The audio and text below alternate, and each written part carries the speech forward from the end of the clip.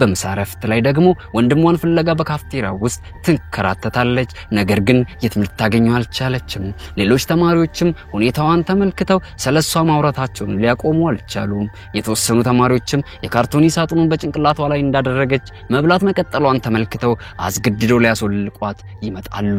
አጠቃላይ ምሳ ተመጋቢ ተማሪዎች እሷን ሲያንገላቷት ቢመለከቱም ነገር ግን እሷን ከማገዝ ይልቅ ያፌዙባት መሳቅ ነበር የቀናቸው። በመጨረሻ ሜናም ሁኔታው ከአቅሟ በላይ የሆነባትና ምግቧን ሳትጨርስ እያለቀሰች ወደ ውጭ ሮጣ ትወጣለች። በመጫወቻ ስፍራ ውስጥም ለብቻውን ተቀምጣ ሳለ ሜንቶኒ በድንገት መጥቶ አጠገቧ ቁጭ ይላል። ከዚያም ሄልሜት ያደረከው አንተም በኔ ላይ ልታሾፍብኝ ፈልገህ ነው ትሏለች። ሜንቶኒም ሐራኔ ሄልሜት ሳደርግ በሚኖረኝ ለየት ያለ አቋም ደስ ስለምሰኝ ነው ብሎ ይመልስላታል። ከዚያም ምሳዋን እንዳልበላች ሲረዳ የራሱን ሳንዱች አውጥቶ ያካፍላታል። ከዚህ ቅስፈትም አንስቶ ሜናም ከሱ ጋር ተቀራርቦ ማውራቱ በይበልጥ ምቾት ይሰጣት ጀመረ። በቆይታም ሂደት መቀላለድና መሳሳቅ ጀመሩ። ነገር ግን ከመለያየታቸው በፊት ቆም ብላ ከቀጣዩ ቀን ጀምሮ ወደ ትምህርት ቤቱ ተመልሻለሁ ብላ ተነግረዋለች። ሜንቶኒም ተደናግጦ እኔ እኮ ጓደኛሽ ነኝ መምጣት አለብሽ በማለት ባትችል እንኳን ለሱ ስትል እንድትመለስ አጥብቆ ይጠይቃታል።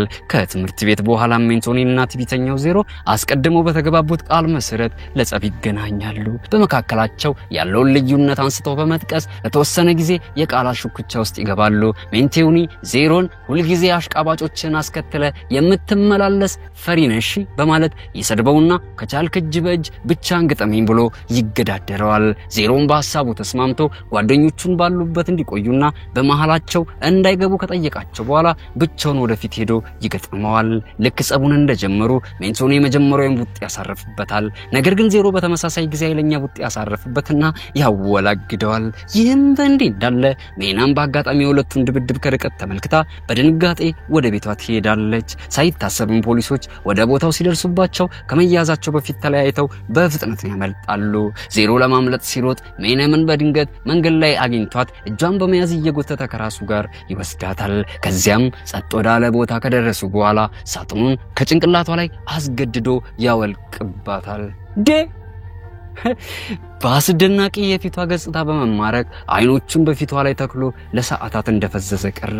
ሜናም ግን እሷ አስቀያሚ በመሆኗ ምክንያት ሊሳለቅባት ቃላት እያፈላለገ ነበር የመሰላት። ስለዚህ ያለፈው አሰቃቂ የልጅነት ጊዜ በትዝታ ወደ ጭንቅላቷ መጥቶ ያሰቃያትና ራሷን ስታ ትወድቃለች። በመጨረሻም ሜናም ወደ ንቃተ ህሊናዋ ስትመለስ ያለ ሳጥን ራሷን በሆስፒታል አልጋ ላይ ታገኛለች። ወዲያው በመደናገጥ መጮህ ጀምራለች። አጠገቧ የነበሩትን ሰዎች እሷን ለማረጋጋት የኮሮናውን የፊት ማስክ አምጥተው ይሰጣትና ዝም ያሰኛታል። አባቷም ሴት ልጁን ወደ ትምህርት ቤት እንድትሄድ በማስገደዱ እጅግ ያዝናል።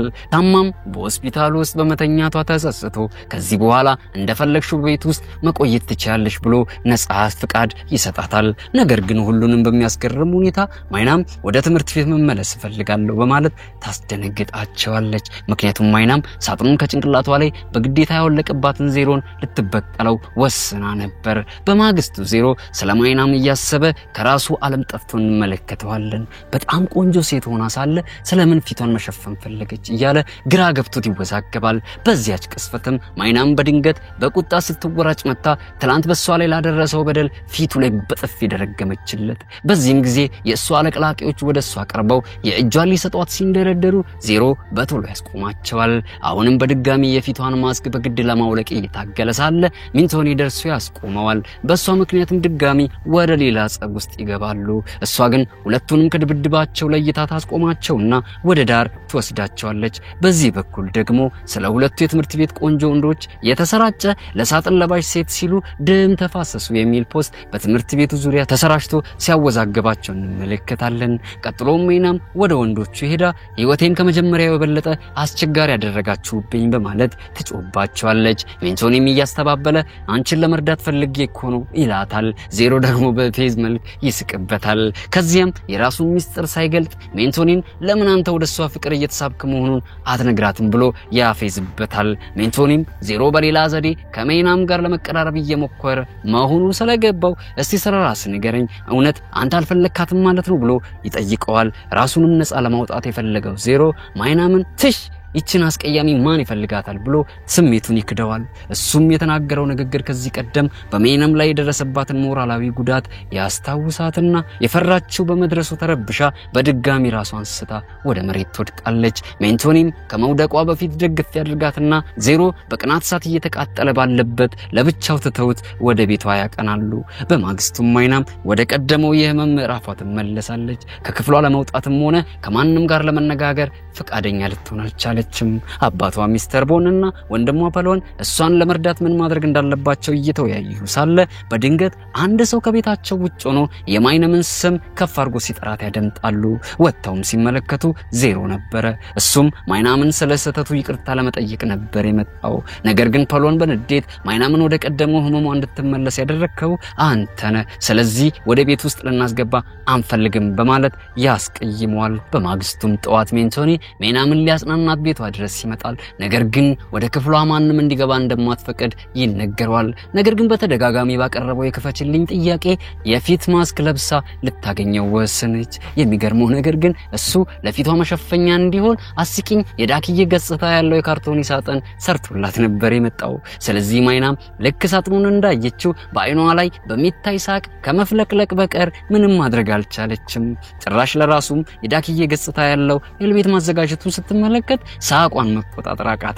ከዚያም የየራሳቸውን የጭንቅላት ሽፋን ለብሰው ዳፍት ፓንክ ወደሚባል ስፍራ ተያይዘው በመሄድ በጋራ መመገብ ይጀምራሉ።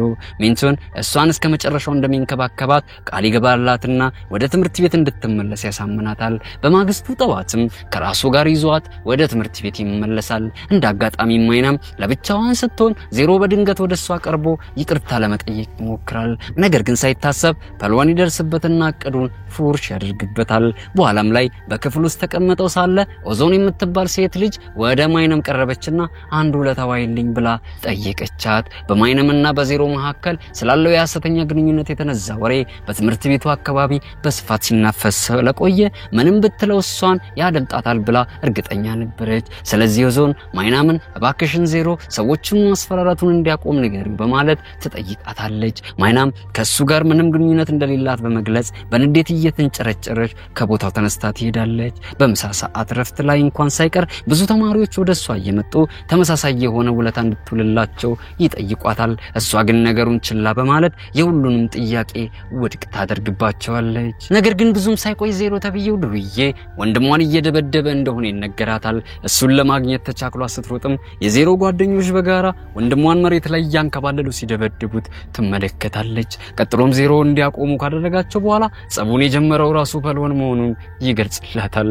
በዚህም የተናደደችው ማይናም ገንዘብ ለመንጠቅ ብሎና የቤት ስራ ለማሰራት ሲል ምንም አቅም የሌላቸውን ተማሪዎች የሚያስፈራራ ተራ ሌባ መሆኑን በመግለጽ ስድብ ታደርገዋለች። ዜሮ የተባለው ነገርን ባለማመን ወደ ተከታዮቹ ዞሮ ይመለከታቸዋል። ምክንያቱም ከዚህ ቀደም ከነሱ አቅም በታች የሆኑን ሰዎች በፍጹም እንዳይበድሉ አዟቸው ነበር። ከዚያም ማይነም ሰዎችን መግደሉን እንዲያቆም ተጠይቋለች። እሱም በተራው እኔ አንቺ ያልሽኝን እንዳደርግልሽ ከፈለግሽ መጀመሪያ ከፊትሽ ላይ የካርቶን ሳጥኑን አስወግጂው ይላትና ይህንንም በእሽታ ካደረገችለት ከእንግዲህ ለግል ጥቅማ ጥቅሙ ሲል ፈጽሞ ማንንም ሰው ላይ እጁን እንደማይነሳ ቃል ይገባላታል።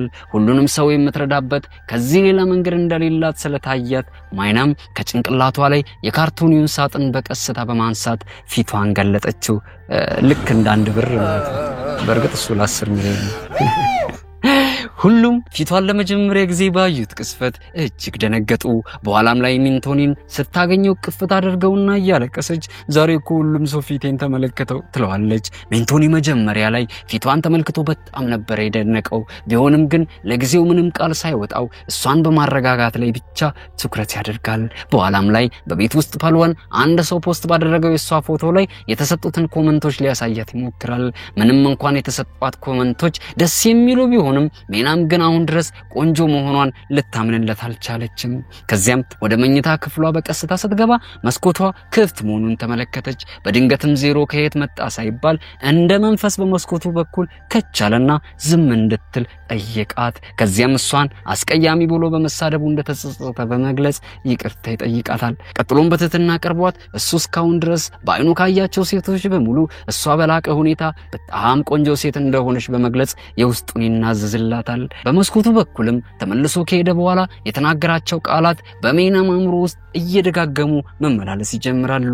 የኦንላይን ጓደኛዋንም ቀስ ብላ በሚስጥር በትምህርት ቤቱ ድረገጽ ላይ የተለቀቀ ፎቶ አለ እስኪ እይልኝ ብላ ተጠይቋለች። ጓደኛዋም ፎቶውን ከተመለከተ በኋላ ልጅቷ ምን ያህል ቆንጆ እንደሆነች ለመግለጽ ቃላት እኮ ያጥረኛል ብሎ ያስደነግጣታል። ማይናም ይህንን ስትሰማ በመጨረሻ ሁሉም ሰው የሚለው እውነት ሁሉ ሊሆን ይችላል ብላ ጠረጠረች። ስለዚህ ከ3 ዓመት በላይ አይታ የማታውቀውን መስታወት አወጣችውና ለመጀመሪያ ጊዜ በመስታወት በኩል ምን ያህል ቆንጆ ሴት እንደሆነች ተመለከተች።